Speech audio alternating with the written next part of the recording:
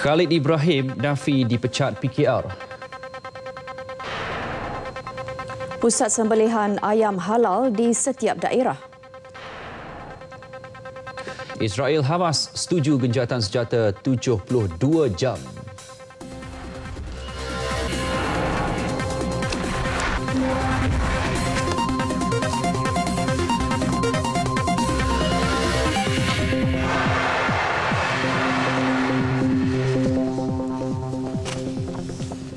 Assalamualaikum dan salam satu Malaysia. Saya Syahril Serapuddin. Dan saya Nur Ashkin Abdul Rahman.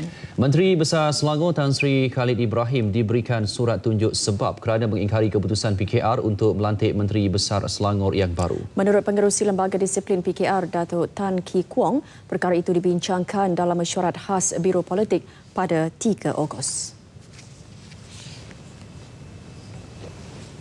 Dalam satu kenyataan kepada media, Datuk Tan Ki Kuang menjelaskan Tan Sri Khalid perlu menjawab surat tunjuk sebab itu sebelum atau pada 8 Ogos ini. Datuk Tan juga berkata Menteri Besar Selangor itu secara terang-terangan mengingkari keputusan mesyuarat khas Majlis Pimpinan Pusat MPP dengan menyatakan beliau enggan meletak jawatan sebagai Menteri Besar Selangor pada 22 Julai lalu.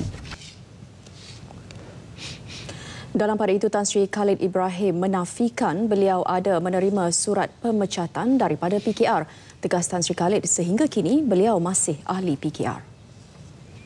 Tidak menerima apa-apa surat daripada parti saya. Oleh sebab itu, saya tidak perlu membuat apa-apa kenyataan. Semalam tersebar khabar yang mendakwa Tan Sri Abdul Khalid dipecat kerana enggan meletakkan jawatan bagi membolehkan PKR melantik Datin Sri Wan Azizah sebagai pengganti beliau.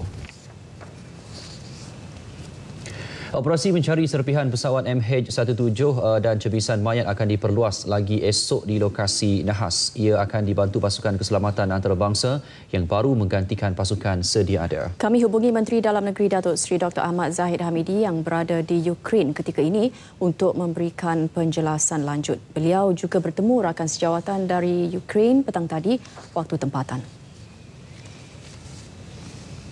Dua lokasi baru yang telah diberikan sebagai kawasan tanggungjawab pada pasukan kita telah diikuti sebagai besarnya oleh pegawai dan anggota PDRI kita, dan mereka telah melakukan terdapat beberapa serpihan kapal terbang yang telah mereka lakukan siasatan.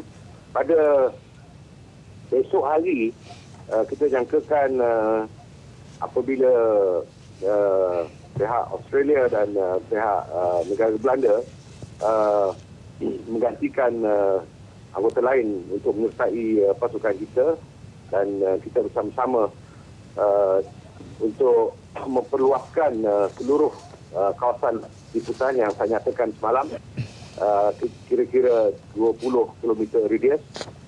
Akan terus mencari bahan-bahan bukti untuk kita kumpulkan bagi dibawa ke The Hague di Belanda untuk tindakan-tindakan selanjutnya, termasuk melakukan DNA terhadap bahan-bahan bukti yang kita telah perolehi, terutamanya cebisan anggota mayat dan sebagainya. Sementara itu, pasukan siasatan khas PDRM diketuai Ketua Polis Negara Tan Sri Khalid Abu Bakar berdepan situasi cemas ketika meneruskan misi pencarian bukti di lokasi Nahas hari ini. Tan Sri Khalid menceritakan kepada RTM pasukannya berdepan kejadian tembak-menembak antara tentera Ukraine dan puak pemisah sehingga memaksa mereka bersembunyi di ladang gandum. Kami telah berunding dengan pihak pemisah untuk membenarkan kami membuat pencarian dan pemeriksaan di kawasan lokasi yang telah dikenal itu. Tetapi pada masa itu juga berlaku tembak-menembak di antara Ukraine Forces dengan tentera pemisah. Jadi kami terpaksa mencari perlindungan di tepi ladang gandum dan ladang bunga matahari. Kami terpaksa berlindung di situ di tengah-tengah panas di tengah ladang tu daripada pukul 9.30 lebih kurang sehinggalah 2.30 petang. Setelah rundingan yang begitu lama ya, mereka benarkan kami masuk ke satu lokasi lain. Tetapi juga satu lokasi yang ingin kami periksa. Jadi dalam tempoh 1 jam lebih sedikit ini kami telah berjaya mengumpul tidak kurang dari 10 barang-barang persendirian di penumpang MH17. Kita tidak menemui apa-apa body part ataupun mayat. Kami cuma menemui barang-barang peribadi penumpang dan juga bahagian kapal terbang, aircraft parts, dan yang kami percaya boleh membantu dalam sebutan kami lah. Perdana Menteri Datuk Seri Najib Tun Razak memainkan peranan utama dalam memastikan kejayaan rundingan antara pasukan khas Malaysia dan puak pemisah di Ukraine. Menurut penterjemah pasukan siasatan khas Malaysia Dr. Muhammad Akmal Saleh, walaupun berada di Malaysia, Perdana Menteri masih menunjukkan komitmen dan kesungguhannya apabila sentiasa berhubung dan membimbing ahli pasukan itu. Kesungguhan Datuk Seri Najib itu diceritakan oleh Ketua Pembantu Setiausaha Bahagian Pengurusan Bencana Majlis Keselamatan Negara, Lieutenant Colonel Muhammad Sukri Hussein kepada beliau. Bila saya bertanya dengan Colonel Syakir itu, apa rahsianya, dia kata, pertamanya adalah dia kata 12 orang tim ni adalah sebenarnya dipimpin oleh Datuk Seri Najib sendiri. Yang mana Datuk Seri Najib memang tak putus-putus beliau call, menanyakan macam mana keadaan dan macam segala arahan tu diaturkan oleh pihak PM kita lah. Jadi sampailah kita termeterainya perjanjian itu. Selain bertugas sebagai penterjemah bahasa Rusia selama seminggu di Ukraine, beliau turut membantu pihak Jabatan Kemajuan Islam Malaysia JAKIM menguruskan jasad mangsa MH17. Beliau tidak dapat menggambarkan perasaan yang dialami ketika melihat keranda diusung walaupun tidak mengenali mangsa. Sedih. Ibaratkan keluarga saya sendiri yang berada dalam tu. Masa ketika itu saya tak memikirkan bahaya ke, kena balik nak untuk hari raya ke. Saya tak pernah terfikir benda tu semasa untuk perjalanan tugas tu. Just sebab saya rasa beratnya adalah kita memikul tanggungjawab. Jenazah yang dibawa perlu disempurnakan.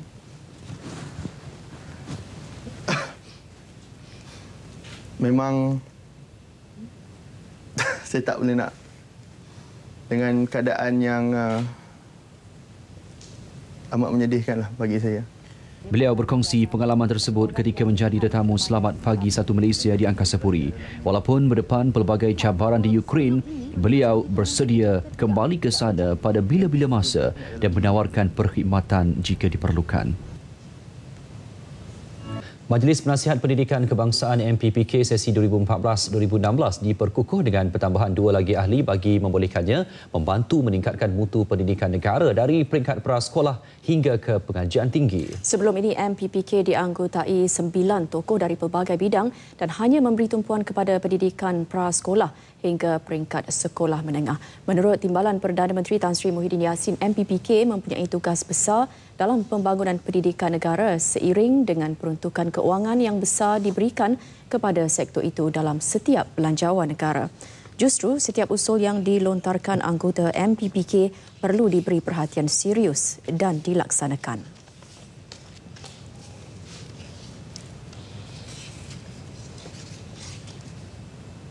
Anggota MPPK daripada pelbagai bidang diharapkan dapat membantu kementerian dengan pandangan dan nasihat dalam apa-apa bidang yang berkaitan dengan pendidikan, khususnya untuk menjayakan pelaksanaan Pelan Pembangunan Pendidikan Malaysia 2013 hingga 2025 dan Pelan Strategik Pengajian Tinggi Negara.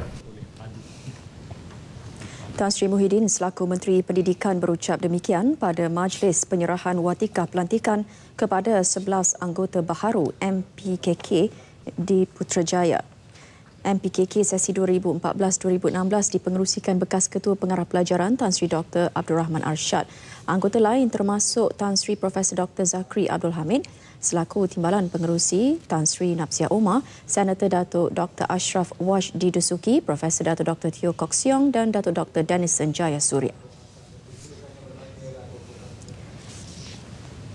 mengakui proses pendidikan merupakan sesuatu yang amat dinamik dan berubah sepanjang masa. Tan Sri Muhyiddin yakin dengan amalan sikap terbuka pihaknya.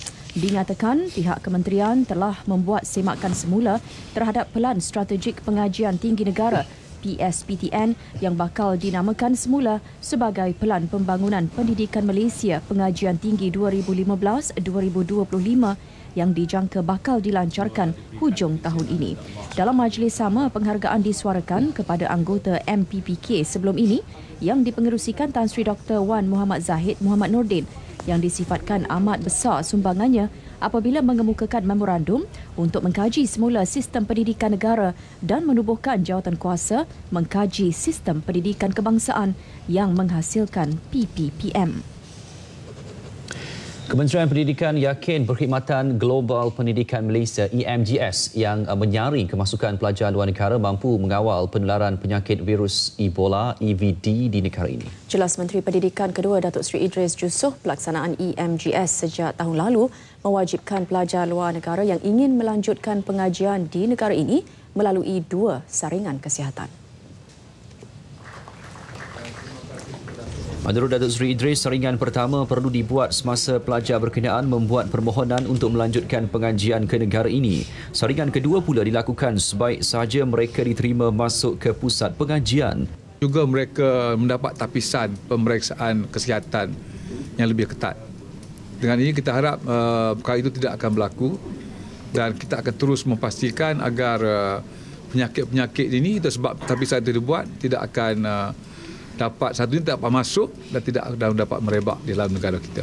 Bagaimanapun, bagi memastikan virus tersebut tidak menular melalui kemasukan pelajar luar negara, pihak kementerian akan terus melakukan pemantauan secara terperinci.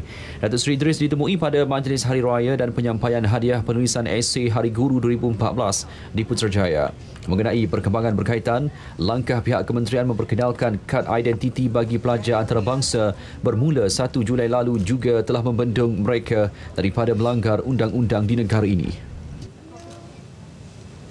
Sekurang-kurangnya sebuah pusat penyembelihan ayam halal akan diwujudkan di setiap daerah menjelang hujung tahun ini. Menteri Pertanian dan Industri Asas Tani Datuk Seri Ismail Sabri Yaakob berkata, Jabatan Perkhidmatan Veterinar akan bekerjasama dengan agensi berkaitan di bawah kerajaan negeri bagi memastikan sasaran itu tercapai. Ketika ini, 1,900 pusat sembelihan ayam di seluruh negara sedang didaftarkan untuk memudahkan proses mendapatkan sijil halal. Bagi tujuan itu juga, kerajaan negeri diminta menguatkuasakan enakmen peladangan unggas masing-masing. Isu halal, sembelihan ayam halal ni merupakan isu yang dah lama berlarutan di negara kita dan menjadi isu yang besar. Jadi sebab itulah kita dalam proses sekarang ini untuk mempercepatkan supaya pusat-pusat sembelihan ayam dapat kita lesenkan dengan segera. Cuma masalah dia adalah kerana ianya terpaksa kita mendapatkan kerjasama daripada kerajaan-kerajaan negeri. Kerana setiap negeri mempunyai enactment yang berbeza-beza. Datuk Seri Ismail Sabri turut memaklumkan 29 pusat sembelihan lembu telah berdaftar secara rasmi di bawah Jabatan Perkhidmatan Veterinar. Bila bercakap kepada media selepas perhimpunan bulanan kementeriannya di Putrajaya.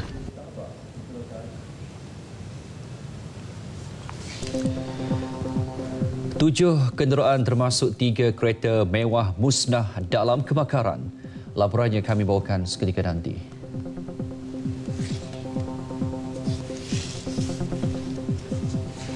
Projek Loji Rawatan Air Langat 2 akan meningkat jika masa lebih lama diperuntukkan bagi urusan pengambilan tanah. Pihak Pengurusan Aset Air Berhad PAAB memaklumkan kerja pembersihan di lokasi sudah berjalan lebih sebulan dan baru 10% siap. Ketua Pegawai Eksekutif PAAB Datuk Ahmad Faizal Abdul Rahman berkata ia dijangka selesai menjelang pertengahan 2017 dan akan beroperasi pada hujung tahun tersebut. Saya berharap isu-isu tanah dapat diselesaikan dengan cepat supaya projek ini dapat dijalankan dengan teraturlah dengan dalam perancangan kita. Sekarang ni kawasan tu hutan, jadi kena clearkan, kena ratakan kawasan. Itu saja makan masa saya rasa tak kurang dari 6 bulan. Because keluasan dia besar, 240 hektar. Projek tersebut dijangka menelan belanja sejumlah 3 bilion ringgit termasuk 600 juta ringgit bagi kos pembinaan loji. Menteri Besar Selangor Tan Sri Khalid Ibrahim pada 1 Ogos lalu menandatangani perjanjian dasar Indo HOA dengan Menteri Tenaga Teknologi Hijau dan Air Datuk Seri Dr. Maximus Ongkili. Tawaran berjumlah 9.65 bilion ringgit terhadap 4 syarikat konsesi air dimuktamadkan bagi melaksanakan penstrukturan semula industri air dan pembinaan projek Langat 2 yang dirancang sejak 2006. Kini hanya pengambil alihan syarikat pengeluar air Selangor Berhad Splash sahaja yang masih belum dimuktamadkan. Kalau Splash tak masuk pun akan menyebabkan masalah air Selangor ni pincang atau sebagainya, kerana Splash hanya operate satu loji sahaja. Puncak Niaga operate 27 loji. Syabas seperti yang anda tahu menyalurkan air untuk semua. Jadi kalau Syabas dengan Puncak dengan Abbas dah masuk, cuma tinggal satu loji saja yang dioperasikan oleh Splash. Jadi saya rasa tak ada masalah lah. Bila ditemui pada sambutan rumah terbuka Hari Raya PAAB di Ibu Negara. 80,000 pengguna lebuh raya Penyuraian Timur atau EDL tidak dikenakan tol kerana tidak melalui kompleks Kastam, Imigresen dan Kuarantin CIQ Sultan Iskandar untuk keluar dan masuk ke Singapura. Mereka adalah antara 180,000 hingga 220,000 kenderaan yang menggunakan EDL setiap hari. Bayaran tol yang dikenakan ke atas pengguna yang melalui CIQ Sultan Iskandar telah membantu menangani masalah kesesakan lalu lintas di Bandaraya Johor Bahru. Menurut Menteri di Jabatan Perdana Menteri Datuk Seri Wahid Omar, setelah dikaji penggunaannya selama 2 tahun, EDL berjaya melancarkan lalu lintas terutamanya sepanjang Jalan Tebrau, Jalan Pasir Pelangi dan beberapa jalan utama sekitar pusat Bandaraya Johor Bahru. Kutipan tol di ICQ Sultan Iskandar adalah untuk memastikan EDL sepanjang 8.1 km dan kompleks CIQ serta jalan sekitarnya diselenggara dengan baik. Bagaimanapun, tol hanya dikenakan ke atas pengguna yang keluar masuk Johor Bahru, Singapura melalui kompleks tersebut. Dan dengan pewujudan EDL ini, dia telah meringankan trafik daripada Jalan Tebrau dan juga Jalan Skudai. Sebahagian mereka menggunakan EDL ini. Jadi kesan kebaikan EDL ini dapat dirasai oleh semua trafik di kawasan Johor Bahru, bukan sahaja mereka yang menggunakan EDL. Beliau ditemui media selepas taklimat rancangan Malaysia ke-11 RMK-11 di Kota Iskandar, Nusa Jaya, Johor Bahru. Turut hadir Menteri Besar Johor Datuk Muhammad Khalid Nordin. Gabungan Dewan-Dewan Perniagaan Johor menyambut baik pelaksanaan caj permit kenderaan asing VEP bagi kenderaan asing dari Singapura yang memasuki Malaysia melalui negeri itu dan langkah itu perlu dilaksanakan segera. Ia dipersetujui bersama Dewan Perniagaan Melayu Malaysia Johor, Dewan Perniagaan dan Perindustrian Tionghoa Johor serta Dewan Perniagaan dan Perindustrian India Johor. Pelaksanaan VEP menurut mereka perlu dikuatkuasakan segera dengan kadar yang berpatutan agar ia tidak menjejaskan kedatangan warga negara jiran itu ke Johor sekaligus menjejaskan pertumbuhan ekonomi rakyat negeri itu. This is Singaporean countries. Our Johor, Malaysia tour, all this are more the middle and the below people. You know, not those big businessmen. So you must consider this. These are people are coming to Malaysia for spending. They come for haircut, come for shopping, cuci kereta, repair kereta, service kereta, all this, you know. Singapura terdahulu mengumumkan kenaikan caj VEP ke atas kereta dengan pendaftaran asing daripada $20 Singapura kepada $35 sehari berkuat kuasa 1 Ogos. Beralih ke perkembangan kes bunuh timbalan Ketua Pengarah Kastam Datuk Syahrudin Ibrahim. 4 suspek yang ditahan polis Kuala Lumpur pada 2 Julai lalu diserahkan kepada Polis Jabatan Siasatan Jenayah Selangor. Polis turut mengenal pasti beberapa lagi suspek dipercayai ada kaitan dengan kejadian tembak pada April tahun lalu. Ketua Polis Kuala Lumpur, Datuk Tajuddin Mat Isa berkata, berdasarkan siasatan dan risikan pihak polis, salah seorang suspek turut mempunyai kaitan kes jenayah samun dan bunuh di Kajang. Sebelum ini, polis berjaya menahan 4 suspek, termasuk seorang suspek utama di Gombak dan Ampang. Untuk melanjutkan siasatan terhadap lagi 2 kes di Selangor, tapi berasingan. So kita masih follow up untuk saki-baki tentang kes-kes apa ni timbalan pengarah custom. Ingat dalam masa terdekat kita berusaha untuk selesaikan dalam masa terdekat. Kita akan umumkan keputusan siasatan.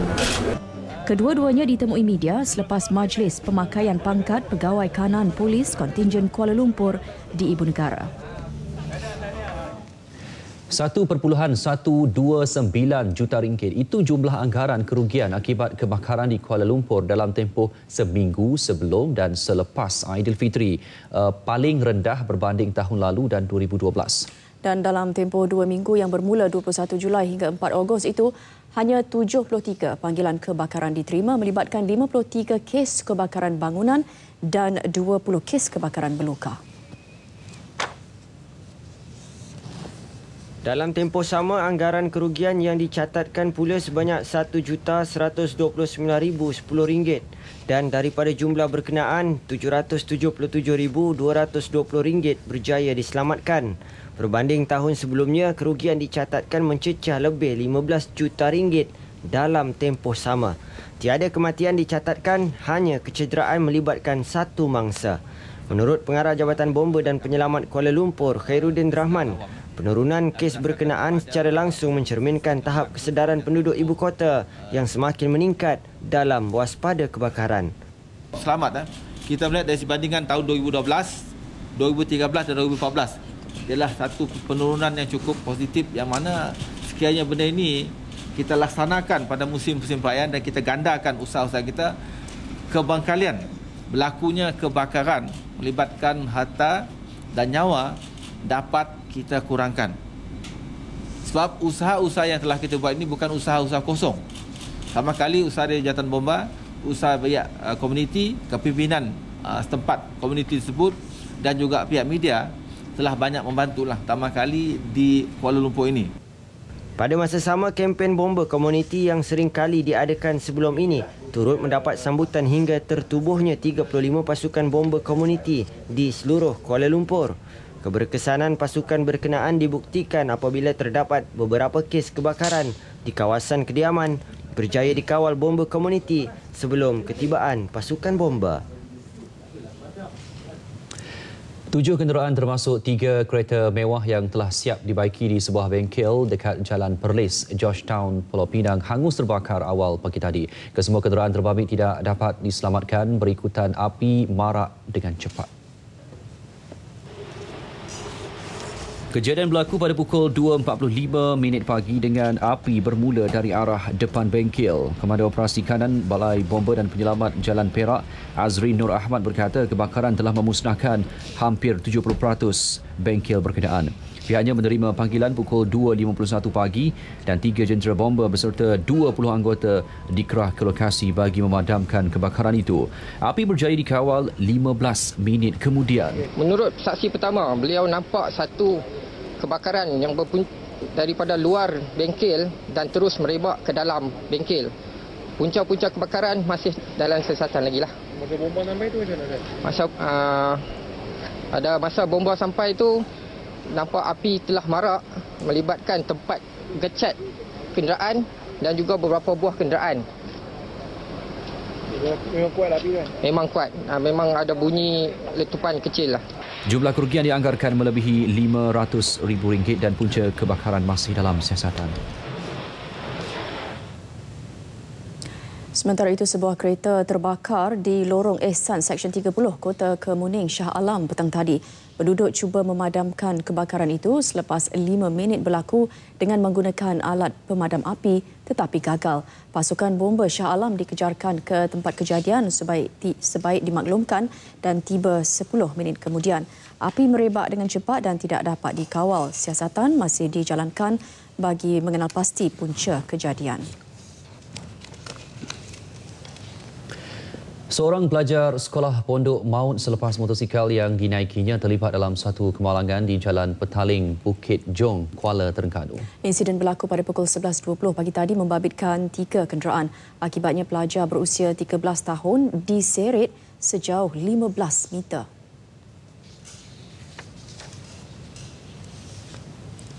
Bangsa Muhammad Zaid Mat Sidik dari sebuah pondok di Patani, Selatan Thailand maut di lokasi insiden selepas cedera parah dan mengalami pendarahan teruk di kepala.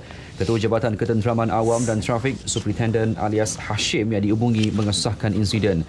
Siasatan awal mendapati bangsa yang sedang bercuti sempena Aidilfitri menunggang motosikal milik bapanya sedang dalam perjalanan menjemput rakan untuk menghadiri majlis perkahwinan abang bangsa di Kampung Banggul Binjai, Tepoh.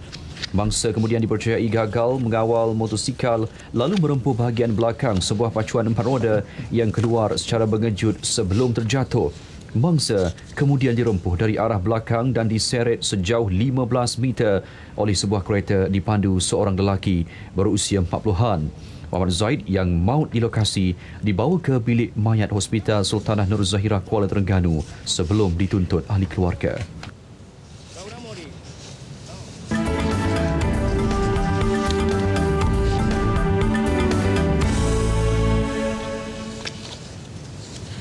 MARA melalui anak syarikatnya MARA Incorporated menyasarkan untuk memiliki aset hartanah di luar negara bernilai RM1 bilion dalam tempoh 2 hingga 3 tahun. Pengerusinya Tan Sri Anwar Musa berkata agensi itu kini fokus untuk meluaskan prospek dan potensi pelaburannya di pasaran global terutama dalam sektor hospitality. Bagi merealisasikannya, MARA Incorporated akan mengkaji potensi untuk menubuhkan rangkaian hotel di luar negara termasuk United Kingdom dan Australia. Kita dah achieve 600 juta sekarang. Kita masih lagi melihat pada prospek-prospek tertentu. Of course ini kita terpaksa kita ada kaedah penapisan yang agak teliti. Terutama sekali kita kena tengok vulnerability kita dan exposure kita bila kita berada di luar negara. Setakat ini MARA mempunyai sebuah hotel dan apartment service di London dan asrama pelajar di Melbourne. Tan Sri Anwar Musa ditemui selepas mesyuarat bersama pengarah MARA luar negara. Sebagai duta kecil MARA di luar negara, pengarah MARA katanya perlu mengubah orientasi perkhidmatan dan bukan hanya berfungsi sebagai pegawai pelajaran. Ini termasuk membantu mengintai peluang pelaburan dan perniagaan berpotensi untuk MARA di luar negara. Pengurusan aset RHB Sendirian Berhad, anak syarikat milik penuh Bank Pelaburan RHB Berhad, menyasarkan peningkatan dana sebanyak RM200 juta hasil tawaran dana terbarunya RHB OSK pra-IPO dan dana keadaan khas 2. Tawaran berkenaan dibuka untuk langganan sejak 22 Julai hingga 4 September depan. Menurut Ketua Pelaburan Alternatif RHB OSK Harrison Wong, RHB turut menyasarkan 15 projek pelaburan dengan harga maksimum setiap satunya bernilai $10 juta Amerika dalam tempoh 3 hingga 5 tahun. Ia tertumpu kepada pelaburan negara-negara Asia dalam sektor minyak dan gas, kesihatan, teknologi keuangan dan portfolio pengambil alihan. Not looking for specific sectors, but the company that would partner with us and accept our terms and benefit from our help to go IPO, these are companies in the sectors that is more profitable, higher growth. RHB turut menyasarkan untuk menaikkan nilai asetnya kepada RM50 bilion daripada RM47 bilion ketika ini dengan tawaran dana terbaru ini. Selain Malaysia, RHB merancang meluaskan produk-produknya di Hong Kong, Singapura dan Indonesia. Cukai Barang dan Perkhidmatan GST dijangka memberi impak neutral kepada Amanah Pelaburan Hartanah Amanah REIT. Pemangku Ketua Pegawai Operasi Axis REIT Managers Berhad Leong Kip Mei berkata GST memberi kesan minimum ke atas Axis REIT dari segi pemerolehan aset memandangkan GST membolehkan syarikat menuntut semula cukai selepas 14 hari pembayaran dibuat. The REIT has been paying service tax on some of the consultancies management fees that the trust incurred, and the 6% that we have paid is actually a sunk cost to the REIT itself. But once the GST is in place, whatever GST 6% that we have paid, we can actually claim it back as input tax back to the system. Axis REIT katanya sudah bersedia untuk pelancaran GST dan kini pakai sepenuhnya sistem GST yang berdaftar dengan Jabatan Kastam Diraja Malaysia. Beliau bercakap pada taklimat media mengenai keputusan suku kedua syarikat di ibu negara. Bagi suku kedua berakhir 30 Jun 2014, Axis REIT mencatat keuntungan sebelum cukai yang lebih rendah sebanyak 21.89 juta ringgit berbanding 24.38 juta ringgit pada suku yang sama tahun lalu. Pendapatan susut kepada 35.09 juta ringgit daripada 35.48 juta ringgit sebelumnya. Malaysia merupakan satu daripada beberapa pasaran utama yang benar-benar pulih dalam suku kedua tahun ini hasil daripada pertumbuhan modal yang lebih baik. Persatuan Akauntan Bertauliah ACCA dalam satu kenyataan menyatakan hasil tinjauan terbaharu keadaan ekonomi global menunjukkan akses pertumbuhan modal dalam tempoh itu mencecah paras tertinggi dalam masa sekurang-kurangnya 2,5 tahun. Keadaan ekonomi global tersebut telah menunjukkan terdapat tanda-tanda pemulihan kestabilan keuangan dengan keadaan turun naik inflasi dan kadar pertukaran semakin reda. Keadaan aliran tunai dan permintaan yang lebih stabil itu sejajar dengan arah aliran keseluruhan sejak 15 bulan kebelakangan ini, ekoran pemulihan kukuh pembinaan kapasiti perniagaan. Selain peningkatan kecil peluang-peluang bagi pertumbuhan bukan organik, bagaimanapun peluang-peluang bagi pertumbuhan organik berkurangan memandangkan pertumbuhan di negara-negara lain di rantau ini yang masih menghadapi masalah besar. Perkembangan ini seterusnya diimbangi jangkaan peningkatan pertumbuhan perbelanjaan kerajaan yang lebih kukuh dalam jangka sederhana. Keyakinan perniagaan turut meningkat ke paras tertinggi dalam tempoh setahun, malah menandingi paras tertinggi selepas pilihan raya dalam suku kedua 2013. Draft Rang Undang-Undang Keharmonian Nasional bagi menggantikan Akta Sultan 1948 tidak dapat disiapkan tahun ini memandangkan banyak perkara perlu dikaji. Menteri di Jabatan Perdana Menteri Nancy Shukri mengakui draft berkenaan memerlukan masa untuk disiapkan kerana melibatkan perkara yang berhubung kait dengan agama, bangsa dan kestabilan politik.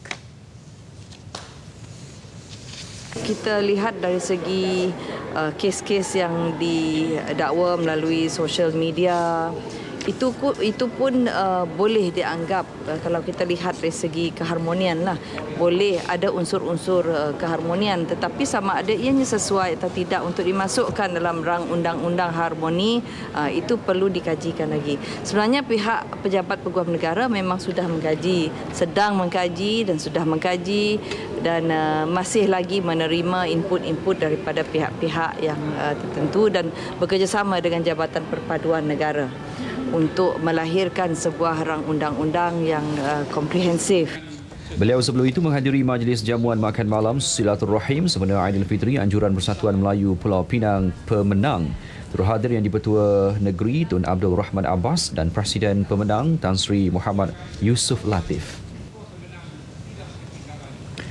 Pergerakan Pemuda UMNO hari ini menyerahkan memorandum mendesak Suruhanjaya Komunikasi dan Multimedia Malaysia SKMM mengambil tindakan terhadap individu yang menghina sesuatu agama serta bangsa lain. Naib Ketuanya Khairul Azwan Harun berkata perkara seumpama itu amat melampaui batas dan tidak menghormati agama dan bangsa lain. Tegas beliau, walaupun ada bukti dan pengakuan maaf daripada sesetengah individu selepas menghina bangsa dan agama lain, namun tiada sebarang tindakan yang diambil oleh SKMM. Pemuda UMNO meminta SKMM memberikan maklum balas dalam masa 7 hari. Memorandum berkenaan diserahkan kepada Pengarah Kanan Komunikasi Strategik SKMM, Syekh Rafi Abdul Rahman di Cyberjaya. Sementara itu, Pemuda UMNO Melaka dan Majlis Gabungan Belia Melaka membuat laporan polis terhadap tindakan Kelvin Yip yang menghina azan dan mempersenda takbir raya dalam laman sosialnya. Laporan dibuat ekoran tindakan mengeluarkan kenyataan yang keterlaluan dan tidak menghormati Islam sebagai agama rasmi persekutuan hingga mencetus kemarahan umat Islam. Laporan dibuat di Balai Polis Air Keruh meminta polis, Kementerian Dalam Negeri dan Suruhanjaya Komunikasi dan Multimedia Malaysia MCMC mengambil tindakan yang sepatutnya. Kita nak kerajaan bertegas. Ini yang kita nak, ini yang kita mahu. Dan ini laporan bukan sekadar nak berlakon, nak suka-suka. Kita betul-betul nak kerajaan ambil tindakan. Dan kami dari Pergerakan Pemuda UMNO Negeri Melaka dan Bahagian Negeri Melaka bersama NGBM berharap tindakan tegas diambil dengan segera. Kira-kira 30 anggota kedua-dua NGO turut mengadakan bantahan aman mengutuk perbuatan Kelvin Yip yang dianggap amat keterlaluan selepas membuat laporan tersebut. Dalam perkembangan lain, Pertubuhan Peribumi Perkasa Pulau Pinang Perkasa mengutuk sekeras-kerasnya perbuatan sekumpulan pelancong merakam aksi bogel di pantai dan memuat naik ke dalam laman sosial. Pesta bogel itu dipercayai anjuran sekumpulan pelancong warga asing. Ketua Perkasa Pulau Pinang, Ridwan Azuddin berkata perbuatan sekumpulan pelancong yang melakukan perbuatan itu di pantai Teluk Kampit, Teluk Bahang jelas tidak menghormati sensitiviti masyarakat di negara ini. Sehubungan itu, Perkasa Pulau Pinang membuat satu laporan polis menuntut pihak berkuasa menyiasat perkara tersebut. Ridwan juga menyeru Kementerian Dalam Negeri KDN memastikan seandainya perkara itu membabitkan warga luar, Kementerian perlu bertindak dengan menyenarai hitamkan mereka yang jelas melanggar undang-undang negara. Kepada pihak berkuasa agar menyiasat perkara ini dengan serius kerana dengan penyebaran video ini di internet telah melukakan hati majoriti rakyat Malaysia tanpa mengira apa jua kaum dan apa jua fahaman politik mereka. Yang ketiga, sekiranya pihak berkuasa berjaya mengesan mereka, tindakan keras serta hukuman yang berat perlu diambil kerana perbuatan ini telah terlalu kurang ajar dan terkutuk di mana mereka dengan megahnya merakam dan menyebarkan perbuatan keji dan hina yang mereka lakukan. Aksi sekumpulan orang yang berada dalam keadaan bogel mendapat kecaman pelbagai pihak setelah perbuatan terkutuk itu dimuat naik dalam laman sosial.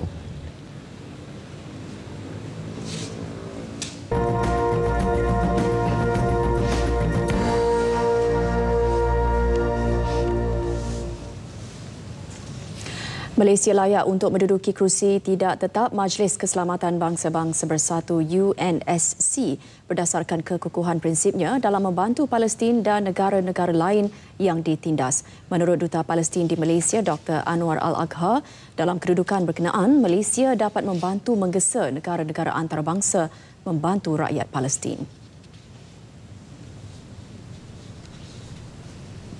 Bukan sahaja menghulurkan bantuan kemanusiaan, malah ada kalangan rakyat Malaysia yang menghubungi kedutaan Palestin di Kuala Lumpur untuk membantu jika mereka boleh membawa kanak-kanak Palestin ke Malaysia. Dr. Anwar yakin dengan kekuatan Malaysia dalam aspek itu, Malaysia mampu memenangi lobi kerusi anggota tidak tetap dalam UNSC untuk tempoh 2015-2016. Malaysia pernah menganggotai kerusi Majlis Keselamatan PBB sebanyak 3 kali sebelum ini, iaitu pada 1965, 1989 hingga 1990 dan 1999 hingga 2000. Pada 3 Ogos, Timbalan Perdana Menteri Tan Sri Muhyiddin Yassin dengan lantang menggesa negara anggota UNSC untuk bersatu dan bertindak tegas dalam menamatkan segera pencerobohan terang-terangan rejim Zionis ke atas rakyat Palestin di Gaza. Dr. Anwar yang baru 4 bulan bertugas di Malaysia berkata keadaan di Gaza amat getir sejak Zionis melancarkan serangan bermula 8 Julai lepas. Dr. Anwar juga akan mengiringi misi bantuan kemanusiaan Biro Kebajikan UMNO ke Gaza yang dijadual pada 12 Ogos ini. Presiden Palestin Mahmud Abbas juga telah meminta delegasi Malaysia ke Gaza dijaga dengan baik. Rombongan seramai 65 orang terdiri daripada doktor, sukarelawan dan wartawan itu telah bersedia untuk menyertai misi dan menyampaikan 40 tan ubat-ubatan dan makanan kepada rakyat Palestin. Israel mengundurkan semua anggota tenteranya dari Semenanjung Gaza bagi menamatkan operasi darat yang dilancar pada 17 Julai lalu. Jurucakap Tentera Jeneral Moti Almos berkata proses pengunduran bermula Sabtu lalu dan tamat sebelum gencatan senjata 72 jam berkuat kuasa pada pukul 8 pagi waktu tempatan atau 1 tengah hari waktu Malaysia. Israel dan Hamas semalam bersetuju melaksanakan cadangan gencatan senjata Mesir bagi menamatkan perang yang berlanjutan sebulan. Kedua-dua pihak pada mulanya bersetuju dengan gencatan senjata 72 jam yang bermula pukul 8 pagi ini. Mesir seterusnya akan menjadi tuan rumah rundingan tidak langsung bagi meneruskan tempoh gencatan senjata selepas tempoh 3 hari tamat. Jurucakap Kerajaan Israel Mark Regev berkata pihaknya akan memerhati dari dekat dan bersedia dengan sebarang perkembangan. Katanya Israel akan menghormati gencatan senjata dan berharap Hamas akan menghormatinya juga. Bagaimanapun janji Yahudi sukar dipercayai. Delegasi Palestin dari pelbagai faksi termasuk Hamas terlibat dalam rundingan dengan Mesir beberapa hari lalu. Jurucakap Hamas Sami Abu Zuhri berkata mereka bersedia menerima rancangan itu. Katanya pergerakan Hamas menerima gencatan senjata 72 jam.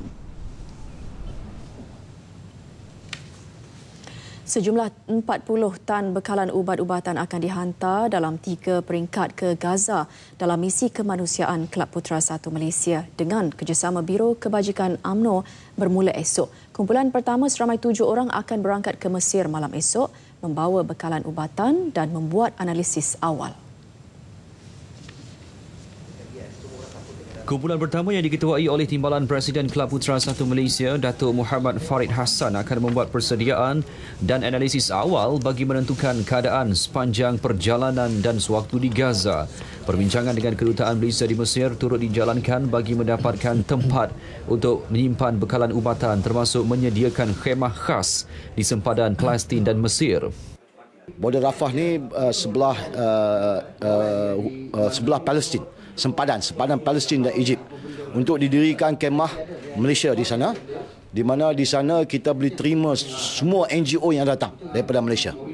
Misi kali ini juga bukan sahaja membawa ubat-ubatan yang tercanggih dan efektif untuk mangsa letupan bom, malah turut akan mengedarkan setback trauma kepada hospital-hospital yang memerlukan. Kita akan serah ini semua ini yang dia punya konten situ ada oxygen tank. Portable oxygen tank. Ini ambo bag lah. Kalau orang tak boleh nafas kan kita gunakan macam CPR. Tak apalah kita boleh pakai ini. Ini dia punya ni. Ini pun daripada Germany. Ni kita semua beli dari Germany. Bermaknanya dia boleh sama pattern dengan Gaza. Kita tak boleh bawa silinder daripada Malaysia sebab dia tak sama. Kepala dia tak sama. Sebab itu kita pilih dan kita bawa benda-benda macam ini yang boleh guna di Gaza. Selain bekalan ubatan, makanan serta barangan keperluan harian juga akan disalurkan dalam misi peringkat pertama ini.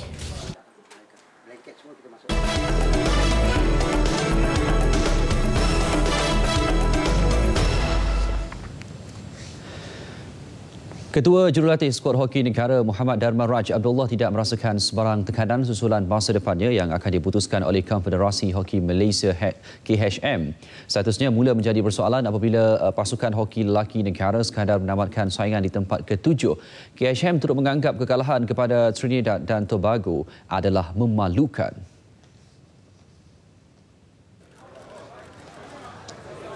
Muhammad Damaraj yang tiba di petang Selasa dari Glasgow tidak terkejut dengan tindakan KHM yang berhasrat untuk memecatnya susulan pencapaian di Sukan Commonwealth Glasgow yang dilabel sebagai memalukan. Bagi Muhammad Damaraj, insiden ini sudah pun berlaku beberapa kali sebelum ini. Saya pun ada pasukan dan saya adalah kira team dan saya kena tindakan tata tertib hari itu. Saya belajar daripada situasi itu. So, saya tak nak komen apa-apa tentang benda itu. Saya biarkan kepada kebijaksanaan orang-orang yang kirais pandai di PHM. Dia orang tahu apa yang betul. Saya tak boleh dengar dengan apa yang dia komen. Saya percaya PHM mempunyai orang-orang yang kirais tahu apa yang sedang berlaku. Dia faham dan dia akan kirais bersama dengan kirais pasukan. Itu saya yakin. Majlis Sukan Negara MSN serta KHM sendiri sudah sedia maklum sasaran utama adalah muncul juara di Sukan Asia September depan sekaligus meraih tiket automatik ke Olimpik 2016. Namun rata-ratanya tidak dapat menerima hakikat khususnya kekalahan 2-4 kepada pasukan ranking ke-29 dunia Trinidad and Tobago. Semalam KHM mengumumkan masa depan Muhammad Damaraj Abdullah hanya akan diumumkan oleh Presiden KHM Tengku Abdullah Sultan Ahmad Shah. Kecacatan di Glasgow hingga membuatkan kontingen negara gagal mencapai sasaran 7 pingat emas harus diperbaiki segera agar tiada lagi penumpang dibawa ke Sukan Asia di Incheon, Korea Selatan bulan depan.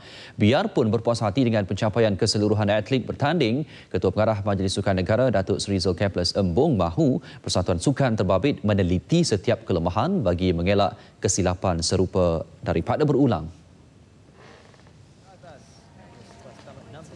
Selepas mengharungi kejohanan selama 11 hari, kontingen negara hanya mampu membawa pulang 6 emas, 7 perak dan 6 gangsa di kedudukan ke-12 daripada 71 negara yang bertanding. Ia merupakan prestasi terburuk yang pernah dicapai kontingen negara sejak kejohanan di laman sendiri pada 1998. Apapun pencapaian 6 pingat emas masih lagi boleh dibanggakan. Terutama pingat emas yang kita perolehi menerusi beberapa atlet yang memang di luar jangkaan kita, seperti Uzi Liang dalam acara 3 meter papan anjal, bergu wanita kita pada hari terakhir. Jadi saya rasa saya sendiri berpuas hati dengan pencapaian kita pada kali ini, walaupun banyak lagi yang boleh kita perbaiki. Paling mengecewakan adalah persembahan hambar berterusan pemain perseorangan badminton negara Liu Darren yang tidak mempamerkan semangat juang yang tinggi. Jadi saya boleh terima kekalahan, tapi cara kita tewas tu yang saya tak boleh terima. Kalau tak mampu, tidak mempunyai semangat untuk mewakili negara, kenapa harus bertanding? Saya harap kita belajar daripada pengalaman ini. Bukan saya Liu Darren, even Chong Wei Feng juga sama. Membiarkan diri untuk mengalami tekanan yang saya rasa tidak perlu. Mereka bukan baru bertanding.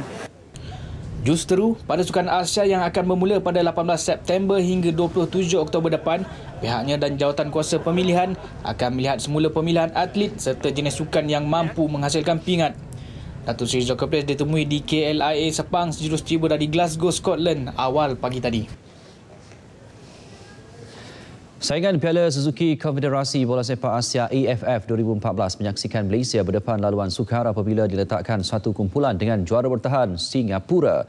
Keputusan undian yang berlangsung di Hanoi, Vietnam meletakkan Malaysia dalam kumpulan B bersama tuan rumah Singapura dan juara 3 kali Thailand. Manakala kumpulan A terdiri daripada tuan rumah bersama Vietnam, Filipina dan naib juara 4 kali Indonesia. 2 lagi slot setiap kumpulan akan diisi 2 pasukan terbaik daripada saingan kelayakan di Vientiane, Laos dari 8 hingga 19 Oktober nanti membabitkan Brunei, Kemboja, Laos, Myanmar dan Timor Leste. Kejohanan akan bermula pada 22 November hingga 20 Disember nanti di mana semua perlawanan Malaysia akan berlangsung di Stadium Nasional Singapura. Berdasarkan kedudukan keputusan Piala AFF 2010 dan 2012, Malaysia menduduki ranking teratas dengan 20 mata diikuti Singapura dan Filipina 18 mata, Indonesia 17 mata, Thailand 16 mata dan Vietnam 15 mata. Baik, seterusnya kita beralih ke kejohanan trofi juara Asia bawah 16 tahun. Bonus buat skuad kendalian S. Balachandran andai mampu melangkah ke pentas final.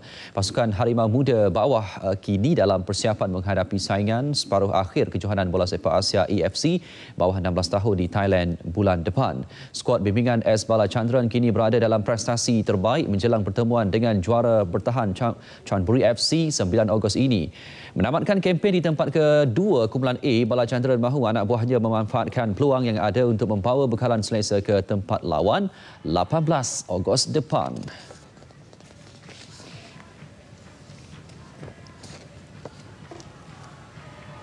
Setiap pergerakan kami buat adalah teamwork. Jadi setiap pemain memahami permainan bola sepak dengan baik, attacking flow itu cukup baik dan setiap pemain melibatkan diri dalam setiap attack. Jadi saya puji setiap pemain saya yang bermain cukup baik dan memahami dan mengambil keputusan yang baik di padang. Tambah beliau, kejohanan ini juga menjadi medan menguji pemain sebelum beraksi di kejohanan AFC bawah 16 tahun yang akan membuka tirai kumpulan A berdepan tuan rumah Thailand pada 6 September. Selain Thailand, Malaysia turut diundi bersama Korea dan Oman. Sementara itu, satu lagi wakil Malaysia, France United akan bertandang ke Ho Chi Minh berdepan PVF Vietnam pada 10 Ogos. Menerima perubahan semasa bagi melakukan pembaharuan di sektor berkenaan. Ini termasuk penerimaan dasar-dasar baru bagi meningkatkan keberhasilan dan menggalakkan nelayan menjadi usahawan. Menurut Timbalan Menteri Pertanian dan Industri Asas Tani, Datuk Tajuddin Abdul Rahman, nelayan juga digalakkan melibatkan diri dalam penjualan peralatan seperti enjin bot dan pelbagai keperluan nelayan yang lain. Mengubah cara berfikir, mengubah cara bertindak, menerima nilai-nilai masyarakat maju. Kalau kita nak jadi maju, kita punya nilai itu nilai orang maju. Jangan nilai orang yang tak maju. Orang maju, nilai dia apa? Ada disiplin, ada tanggungjawab, ada perancangan, ada cita-cita. Datuk Tajuddin ditemui pada majlis jamuan Hari Raya bersama masyarakat nelayan di Pulau Tuba. Terdahulu beliau turut melawat pangkalan-pangkalan nelayan di sekitar Pulau Tuba bagi mendengar masalah dan keluhan masyarakat nelayan dan petani di Pulau Tuba.